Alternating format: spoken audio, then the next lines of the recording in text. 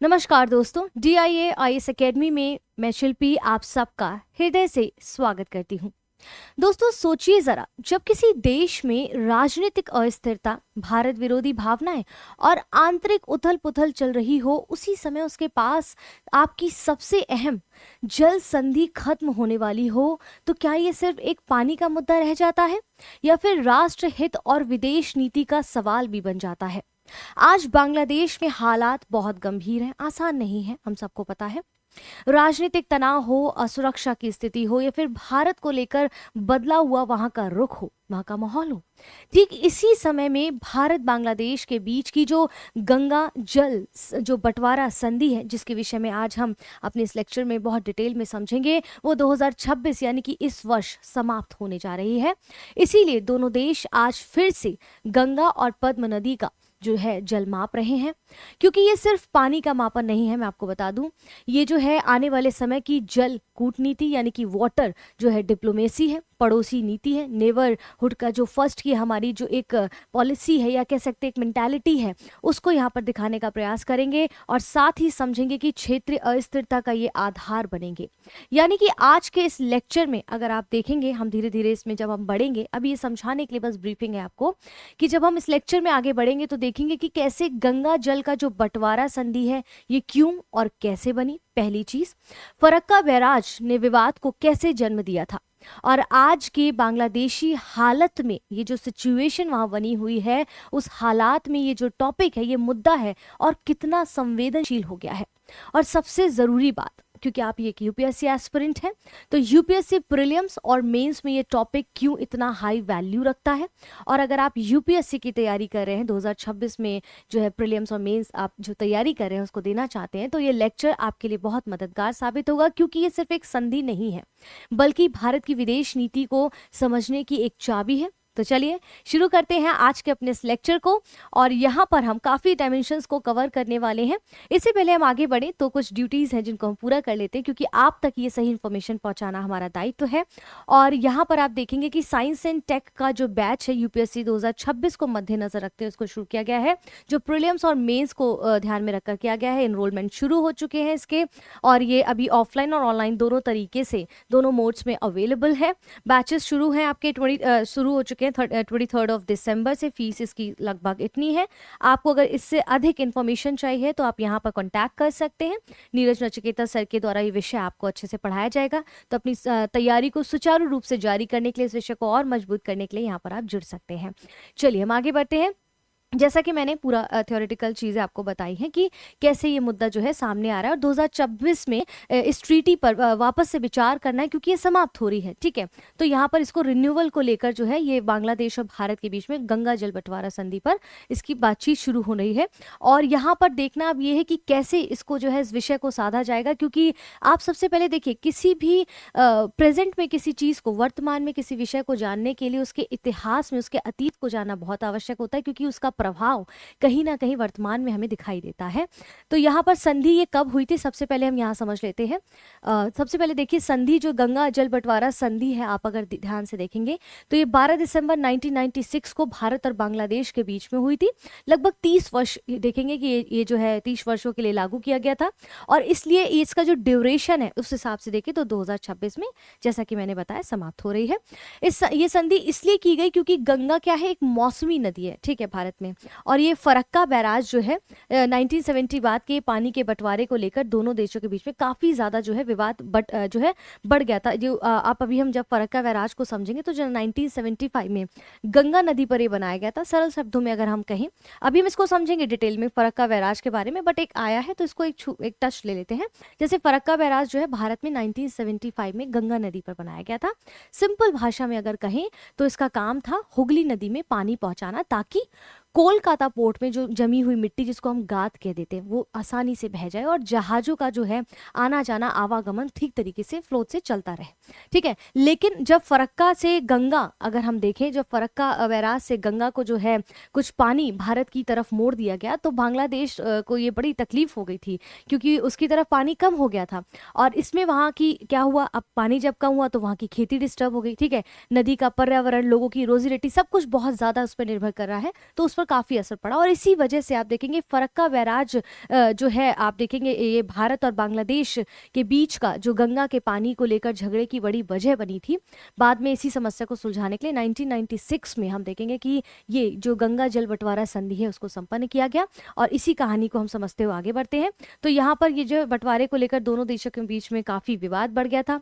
उद्देश्य क्या था कि गंगा नदी के पानी का निष्पक्ष और तय नियमों के अनुसार बंटवारा हो, कि ऐसा नहीं कि कोई भी अपनी मनमर्जी से पानी का इस्तेमाल कर रहा है या फ्लो अलग अलग जो है उसके हिसाब से है। इस पूरे समझौते में जो ट्रीटी हुई थी इससे भारत बांग्लादेश के बीच में क्या हुआ भाई, जब ट्रीटी संपन्न होगी, अब मान लीजिए कोई जैसे बचपन में क्या करते हैं कि हमारे पास 2-3 टॉफीज होती है, हम कुछ भाई बहन होते हैं तो आपस में इक्वली बांट लेते हैं, तो इससे ना शांति का माहौल बना रहता है, कुछ इसी प्रकार से है। ठीक है, क्योंकि हम अपने पड़ोसियों को अपने जो है नेबरहुड की जो पॉलिसी से देखते हैं, हम ब्रदरहुड की पॉलिसी से भी देखते हैं। तो यहाँ पर वही है कि विश्वास और सहयोग बढ़ा और जल विवादों को शांतिपूर्ण तरीके से सुलझाया जा सका, कि भाई इक्वली हम उसको डिवाइड कर लेते हैं। लेकिन पता है क्या, समय के साथ साथ आप एक चीज़ समझेंगे, एक चीज़ मैं आपको यहाँ पर एक बात बता देती हूँ। इंडिया की जो पॉपुलेशन लगभग 140 करोड़ लगभग इतनी है, ठीक है, और आप बांग्लादेश की पॉपुलेशन देखेंगे 17 से 18 करोड़ है, मतलब इट्स अ ह्यूज डिफरेंस, कितना डिफरेंस है। लेकिन पानी के बंटवारे की जब बात आएगी और आपको बताऊंगी तो बड़ा हास्यास्पद लगता है कि इक्वली वाटर उनको डिमांड होती है बांग्लादेश को, जबकि भारत में पॉपुलेशन उससे बहुत ज़्यादा है। इसके बावजूद भी तो यही सारे किस्से को लेकर देखते हैं, ये जो माहौल बना हुआ है, गंभीर माहौल बांग्लादेश में भारत के प्रति, और जो बांग्लादेश और पाकिस्तान मिलकर ये जो डिफेंस सिस्टम को लेकर जो चर्चाएं अभी सुनने में आ रही हैं, कर रहे हैं, तो क्या एक नई रणनीति भारत के लिए निकल कर ला रहे हैं, हम देखेंगे। क्योंकि इसके बावजूद भारत की क्या प्रतिक्रिया रहेगी उसको हम आने वाले समय पे और समझेंगे। यहाँ पर एक पिक्चर दिया गया है, फरक्का बैराज है आपका, इसको और डिटेल में समझेंगे। अच्छा, एक चीज और, इससे पहले हम आगे बढ़े, ये जो पद्मा रिवर है आप इसको समझेंगे कि भारत में इसको गंगा नदी जी कहा जाता है, गंगा जी बोला जाता है, आम भाषा में हम इसको ऐसे ही संबोधित करते हैं क्योंकि हमारे लिए प्रकृति माँ के समान है, तो हम वहां पर जी लगा के बात करते हैं। और ये जब आपके बांग्लादेश में प्रवेश करती तो उसको पद्मा नदी कहते हैं, स्पष्ट है। चलिए, अब यहाँ पर जल मापन क्या कहाँ हो रहा है, तो यहाँ पर कह रहे हैं बांग्लादेश में जो पद्मा नदी है उस पर हार्डिंग ब्रिज के पास, अब हमारे कुछ ऑफिसर्स हैं वहां पर जाकर इसका निरीक्षण कर रहे हैं, मापन कर रहे हैं, वहां के कुछ ऑफिसर्स आकर भारत में कर रहे हैं। भारत में गंगा नदी पर जो फरक्का बैराज है वहां उसके पास ये मापन चल रहा है कि भाई किसको कितना पानी मिलेगा, डिवीजन की बात हो रही है। फरक्का बैराज अहम क्यों है, जैसा कि मैंने बताया कि 1971 में गंगा नदी पर बनाया गया था। इसका उद्देश्य क्या था कि हुगली नदी में पानी को सही से भेजा ताकि वहां से गाद को हटाया जा सके और जहाजों का आवागमन आसान हो सके, राइट। इससे कोलकाता पोर्ट में जमी गाद हमने बताया हट सके, और बैराज के कारण पानी का, गंगा के पानी का कुछ हिस्सा मोड़ दिया गया, जिससे बांग्लादेश को काफी जो है उस टाइम से हानि हुई थी या फिर दिक्कतें होनी शुरू हो गई थी। भाई अब किसी का हिस्सा आप छीन लेंगे या फिर किसी के हिस्से को थोड़ा सा मोड़ देंगे तो तकलीफ तो होगी, ठीक है, उस समय की बात है। अब तो सिचुएशंस बहुत चेंज हो चुकी हैं। तो अभी फिलहाल ये मुद्दा हम क्यों अचानक से इसको पढ़ रहे हैं, क्योंकि ये ट्रीटी समाप्त होने पर आ गई है 2026 में।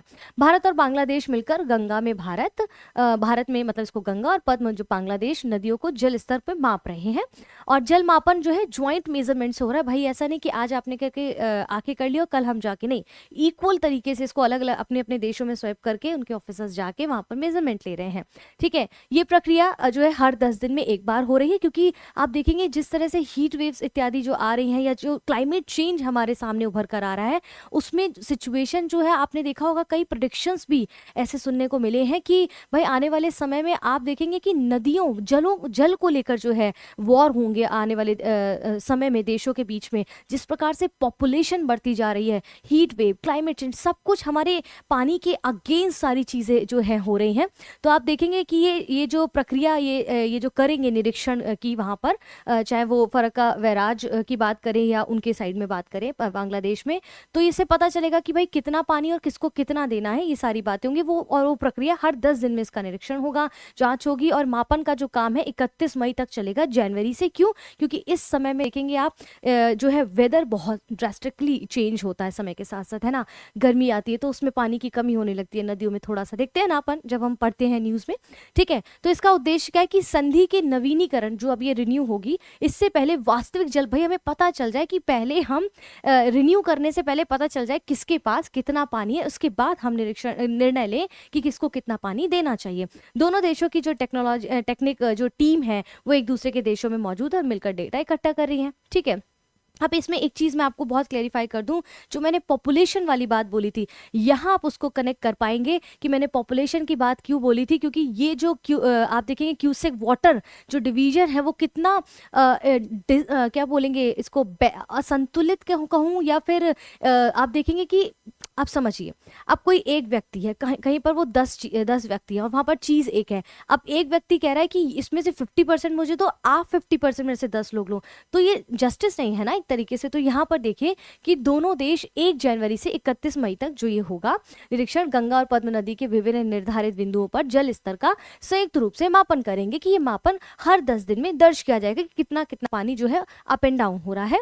संधि के अनुसार जो ट्रीटी है वो कहती है कि अगर फरक्का बिंदु पर जल प्रवाह 70,000 क्यूसेक या फिर उससे कम रहता है, ठीक है, इस फरक्का पॉइंट से डिसाइड होगा ये भाई किसको कितना पानी यहाँ पर दिया जाएगा। ठीक है, अब समझिए यहाँ पर, यहाँ कह रहे हैं कि फरक्का बिंदु पर जो वाटर फ्लो है वो 70,000 क्यूसेक या फिर उससे कम रहा, और तो फिर क्या होगा, भारत और बांग्लादेश दोनों को पानी का समान हिस्सा मिलेगा। दिमाग में रखिएगा, पॉपुलेशन बांग्लादेश की कितनी है और भारत की कितनी है। अगर ये प्रवाह 70,000 या 75,000 क्यूसेक के बीच होता है तो बांग्लादेश को न्यूनतम कम से कम 35 क्यूसेक की गारंटी तो दी जाएगी, और बचा हुआ पानी रेस्ट ऑफ वाटर जो होगा 30,000 क्यूसेक होगा वो भारत को मिलेगा। समझना, ठीक है।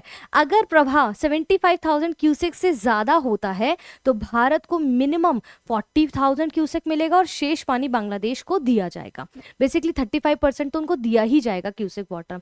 अब आप सोचिए यहाँ पर जो जनसंख्या है उसके अनुसार क्या ये जो पानी का डिवीजन की डिमांड बांग्लादेश कर रहा है, और आप देखिए उस ऐसे समय में जहाँ पर आप देखेंगे इतनी हिंसा हमें जो है देखने को मिल रही है देश में, पर्टिकुलर धर्म के प्रति, धर्म के लोगों के प्रति, और वहाँ पर वो ऐसी अपेक्षा करता है। और ऐसे समय में आपको याद होगा कि पाकिस्तान के साथ भी जो सिंधु वाटर ट्रीटी था वो भी इस तरह से ही रद्द की गई थी एक समय पर, लेकिन पाकिस्तान को ऐसा नहीं लगा था क्योंकि भारत जो है सौम्य व्यवहार की जो है अपनी जो है मानसिकता को प्रदर्शित करता है, इंटरनेशनल लेवल पर सौम्यता को दिखाता है। तो उसी सौम्यता का जो है फायदा लेते हुए पाकिस्तान को ऐसा उस समय पे लगा था कि वो ऐसा नहीं करेगा, रद्द नहीं करेगा, लेकिन भारत ने किया उस समय कुछ समय के लिए। अब ऐसी स्थिति सेम बांग्लादेश के पास आ गई क्योंकि ये दोनों भाई भाई हैं, ठीक है। तो अब आप देखिए ऐसी स्थिति में क्या होगा, भारत क्या निर्णय लेगा, देखना बहुत ही इंटरेस्टिंग होगा। और हमारी क्या प्रतिक्रिया है, हमारी इस पर क्या अपनी सोच है, आप कमेंट बॉक्स में जरूर बताएं, क्योंकि हम क्या इस विषय में सोचते हैं एक नागरिक होने के नाते, वो जरूर बताइएगा।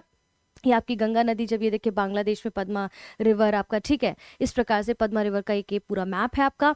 और यहाँ पर आप देखेंगे कि ये फरक्का रिवर, सॉरी वराज आप देखेंगे, गंगा रिवर ये भारत से होते हुए यहाँ पर आप देखेंगे पद्मा रिवर बनती है इस तरह से, ठीक है। और यहाँ से देखेंगे इस प्रकार से ये सही कई सारी नदियाँ, ये ब्रह्मपुत्र नदी भी यहाँ पर बांग्लादेश में जो उनकी आर्थिक स्थिति उसमें बहुत मददगार साबित होती है। तो ऐसी स्थिति में जो है अगर ये ट्रीटी रोक दी जाएगी तो देखिए कितनी कुलबुलाहट और ये है बौखलाहट बांग्लादेश के अंदर निकल कर आएगी, वो हम आने वाले समय पे धीरे धीरे देखेंगे। और उसका प्रभाव दिखने भी लगा है, तो उसको भी अब सोचना पड़ेगा कि भाई ये जो सारी प्रक्रियाएं वो चला रहे हैं वहां पर, तो देखते हैं उसका प्रभाव भारत के निर्णयों पर क्या पड़ता है, ठीक है। क्योंकि चाइना और अगर पाकिस्तान के साथ ऐसी कोई ट्रीटी होती है या हुई है तो उन लोगों ने इतनी सौम्यता और इतनी लिबर्टी वहां नहीं दिखाई जितनी भारत ने दिखाई है, ठीक है। पहले सहमति क्यों नहीं बन पाई थी, तो हमें समझना है कि 1953 में क्या हुआ था, भारत ने पहली बार गंगा नदी के जल को सहयोगात्मक विकास की बात की थी, ठीक है। इसके बाद उस समय बांग्लादेश अस्तित्व में नहीं था, ऑब्वियस सी बात है ये क्षेत्र पाकिस्तान का हिस्सा था, इसलिए आपसी भरोसा और समन्वय उतना कोऑर्डिनेशन नहीं बन पाया था। और 1953 से 1970 तक क्या हुआ, कई बैठकें हुई, ठीक है, उसके बावजूद कोई ठोस समझौता जब नहीं निकल सका, फिर 1971 में हम सबको पता है बांग्लादेश की जो है आज़ादी के बाद परिस्थितियां एकदम चेंज हो गई।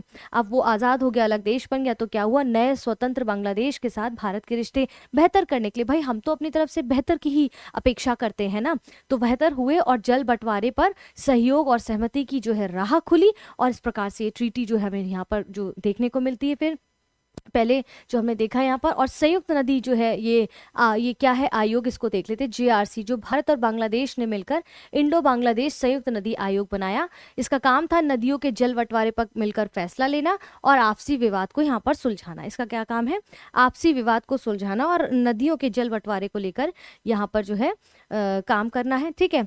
तो अब यहाँ पर देखेंगे कि ये सारी चीज़ें हमने समझी। अब इसके बाद हम यहाँ पर एक चीज़ और समझते हैं। हमारा मकसद है यूपीएससी को ध्यान में रखकर इस टॉपिक को पढ़ना, सिर्फ गॉसिपिंग नहीं करना, ठीक है। तो हमें इससे क्या फ़ायदा होगा, हमें वो समझना है। भारत और बांग्लादेश जो है 54 सीमा पार नदियाँ साझा करता है, इसलिए किसी एक नदी पर लिया गया फैसला सीधे दोनों देशों के हितों को प्रभावित भी कर सकता है। और इसमें गंगा जो कि सबसे बड़ी नदी है भारत की, आप देखेंगे कि इतनी बड़ी नदी जो रिवर तंत्र है, नदी तंत्र है, गंगा सबसे महत्वपूर्ण नदी है, लेकिन ये एक मौसमी नदी है, हम सबको पता है। मानसून में इसका जल ज़्यादा हो जाता है, गर्मियों में इसकी जल की थोड़ी कमी हो जाती है, और आप देख रहे हैं जल स्तर कितना कम होता जा रहा है दिन प्रतिदिन। अभी इवन आप विंटर में ही देख सकते हैं, कहाँ स्नोफॉल आपका दिसंबर में देखने को स्टार्टिंग से मिल जाता है, अभी तक कई जगहों पर स्नोफॉल नहीं हुआ, अब धीरे धीरे होना शुरू है। तो ये भी क्लाइमेट चेंज का एक बड़ा मुद्दा है। पानी की ये जो असमान उपलब्धता है वो कृषि, पेयजल, पर्यावरण और आजीविका पर बहुत असर डालती है, और खास करके बांग्लादेश में जहाँ पर इतना बड़ा जो है रिवर से इनकी सारी चीज़ें, वहाँ पर दिनचर्या इनका जो चल रहा है, ठीक है। अगर जल बंटवारे पर स्पष्ट और भरोसेमंद व्यवस्था नहीं होती है तो द्विपक्षीय तनाव बढ़ सकता है। इसलिए गंगा जल बंटवारा संधि जैसे समझौते जो कॉन्ट्रैक्ट होंगे वो वाटर डिप्लोमेसी का जो है एक अहम हिस्सा रखेंगे। और देखिए इंटरनेशनल लेवल पर आप देखेंगे ना, जैसे कि फ्री में कुछ भी नहीं होता, गिव एंड टेक की स्थिति हमेशा रहती है, ठीक है। तो अगर ऐसी चीज़ें होंगी, और अब तो खैर बांग्लादेश के साथ सो कॉल्ड पाकिस्तान भी जो है धीरे धीरे डिनर और लंच करना शुरू कर दिया, और डिनर और लंच की कीमत तो आप जानते ही हैं, ठीक है। ये मुद्दा भारत की विदेश नीति में इसलिए भी महत्वपूर्ण है क्योंकि इससे पड़ोसी देशों के साथ विश्वास, स्थिरता और क्षेत्रीय सहयोग मजबूत करना है। आई थिंक भारत कुछ मध्यम मार्ग ही निकालने का प्रयास करेगा, कुछ बेहतर ही करेंगे वो जो भी निर्णय लेंगे। इसके बाद यूपीएससी की अगर मैं बात करूं तो ये मुद्दा कैसे रिलेवेंट हो जाता है, जैसे प्रीलिम्स में अगर हम देखें, हम इसको स्पेसिफाई करके मैं बताऊंगी कि मेंस में कैसे रिलेवेंट है और प्रीलिम्स में कैसे रिलेवेंट है। जैसे भारत बांग्लादेश का जो रिलेशंस है उससे संबंधित आपसे प्रीलिम्स में पूछा जा सकता है। गंगा जल बंटवारा संधि में उनका जो ईयर है, ये ड्यूरेशन 30 ईयर्स का, रिन्यूअल के बाद इसकी क्या स्थिति होगी उससे लेकर कुछ एमसीक्यूज आपके बन सकते हैं, ठीक है। फरक्का बैराज के बारे में जरूर पढ़ लीजिएगा, उसका उद्देश्य क्या है कि उससे भी संबंधित कुछ स्टेटमेंट के तौर पर दे सकते हैं। ज्वाइंट रिवर कमीशन जेआरसी से जुड़े कुछ तथ्य हैं, देख सकते हैं आप उसको। इसके बाद मेंस जीएस पेपर 2 में अगर हम देखें तो वाटर डिप्लोमेसी का एक अच्छा उदाहरण प्रस्तुत करके आप यहाँ पर उसको उदाहरण के तौर पर आंसर राइटिंग में दे सकते हैं। भारत की नेबरहुड फर्स्ट पॉलिसी जो है, भारत की जो पड़ोसी नीति की जो पहले है उसके बारे में आप दिखाते हुए ये एक उदाहरण के तौर पर वहां पर लिख सकते हैं। उस प्रश्न में इस प्रकार की चीजों को इनपुट डाल सकते हैं। द्विपक्षीय सहयोग बनाम संसाधन विवाद की बात हो, भारत की भूमिका एक रिस्पॉन्सिबल रीजनल पावर के रूप में हो, तो ऐसी कंडीशन में भी ऐसे उदाहरण बहुत परफेक्ट फिट हो जाएंगे आपके। जीएस पेपर 3 की अगर मैं बात करूं तो जल संसाधन प्रबंधन हो, अंतर्राष्ट्रीय नदी जल बंटवारा हो, जल सुरक्षा हो, या फिर क्लाइमेट चेंज और मौसमी नदियों के बारे में हो, तो उसके साथ आप कनेक्ट करके इसको बता सकते हैं। यानी कि भारत, अब यहाँ पर एक एमसीक्यू मैं आपके लिए लेकर आई हूँ, इसका आंसर हालांकि मैं बता दूंगी, लेकिन आप भी प्रयास करिएगा वीडियो को पॉज करके सॉल्व करने की, ठीक है। भारत बांग्लादेश गंगा जल बंटवारा संधि के संदर्भ में निम्नलिखित कथनों पर विचार करना है। ये संधि, पहला कथन कहता है ये संधि वर्ष 1996 में 30 वर्षों की ड्यूरेशन के लिए, अवधि के लिए की गई थी, पहला कथन है। दूसरा कह रहा है इस संधि का जो उद्देश्य है वो गंगा नदी के पानी का निष्पक्ष बंटवारा सुनिश्चित करना है। तीसरा कथन कह रहा है ये संधि फरक्का बैराज के संचालन और से जुड़े जल बंटवारे से संबंधित है। निम्नलिखित कथनों में से कौन से कथन सही हैं? एग्जामिनेशन हॉल में वही बच्चा अच्छा कर पाएगा जिसने प्रैक्टिस की होगी, और practice makes a man perfect, right. तो यहाँ पर सही पूछ रहा है, गलत पूछ रहा है, ये प्रैक्टिस से आपको समझ आता है, क्योंकि बहुत बार सारे प्रश्न का उत्तर सही होने के बावजूद भी हम जो आपका जो बुकलेट होता है उसमें गलत फिल कर देते हैं, ठीक है। केवल 1 और 2, केवल 2 और 3, 1 2 और 3, 1 और 3। तो अगर आप यहाँ पर आए हैं और प्रैक्टिस कर रहे हैं तो आपका सिलेक्शन जो है हो, हम इसकी अपेक्षा करते हैं, तो उसके लिए निरंतर हमारे साथ बने रहना होगा। फिलहाल यहाँ पर इस प्रश्न का उत्तर क्या हो जाएगा? इस प्रश्न का उत्तर हो जाएगा ऑप्शन सी, यानी कि तीनों कथन इस स्टेटमेंट को फुलफिल करते हैं, जैसा कि हमने पढ़ा है। 1996 में 30 वर्षों के लिए इसको की गई थी। इसका उद्देश्य गंगा जल का निष्पक्ष बंटवारा है, करेक्ट है ये। और फरक्का बैराज के कारण जल बंटवारे का मुद्दा प्रमुख बना हुआ है, इसलिए इससे संधि ये जुड़ी हुई है। कथन तीसरा भी यहाँ पर ठीक हो जाता है। तो कहने का तात्पर्य क्या है कि यहाँ पर जो भी चीज़ें आपको पढ़ाई गई है अभी तक, आई होप आपको समझ आया होगा। कोई चीज़ अगर नहीं समझ आई है या फिर आप अपने जो है वक्तव्यों को किस प्रकार से रखना चाहते हैं, कमेंट में ज़रूर बताइएगा। आपकी अपनी क्या एक मनसा है इस विषय को लेकर, आप भी तो कुछ सोचते होंगे, आपकी भी तो अपनी राय होगी, क्या पता आपके कुछ सुझाव हमारे देश के काम आ सके, क्योंकि सुझाव छोटे या बड़े नहीं होते, बस काम आना चाहिए ना, तो वो चीज़ है। तो फिलहाल आज के इस लेक्चर को हम यहाँ पर समाप्त करते हैं। आई होप आपको चीज़ें समझ आए। वीडियो अच्छा लगता है तो प्लीज़ वीडियो को लाइक करें, शेयर करें, कमेंट करना ना भूलें, और अगर आप नए हैं तो चैनल को सब्सक्राइब करना ना भूलें। धन्यवाद।